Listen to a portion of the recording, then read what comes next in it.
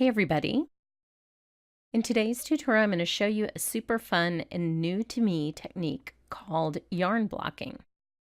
I did this for a guest post that's going to be on the My Favorite Things blog and just created the perfect background for my little holiday card. This is a stack of gel press prints that I did in a printing session with my sister, and I have some Dina Wakley white paint and this fun fuzzy yarn that I'll link to below the video and on my blog, as well as a thinner but also sort of eyelash style yarn. And I'm going to try them both. I'm trying this for the first time as I video. And I've squirted a little of the Dina Wakley paint onto my little cut up craft mat. I have a very small desk, so I do like to cut up my Ranger craft mats into little sheets that are more manageable in a small space.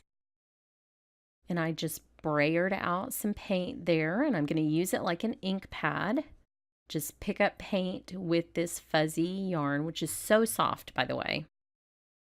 It's really nice yarn. And then you just stamp with it like it's a stamp, and you get this fun background texture that really adds something. You could use this in an art journal or anytime that you just want to add a little texture and interest to a background. So now I'm going to try this thinner yarn.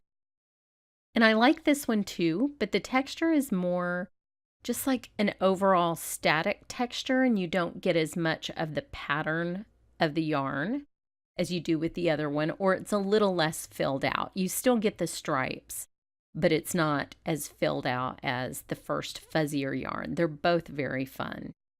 And it's a great way to just liven up one of these abstract prints, or if you're like me, you just clean your brayer on cardstock as you're gel printing, and those become fun backgrounds, but they do need a little something sometimes, a little texture if you're not working with stencils and you just have a big block of color. This is the perfect way to add that interest. I could do this all day. And it's fun because when you gel print, you get many prints.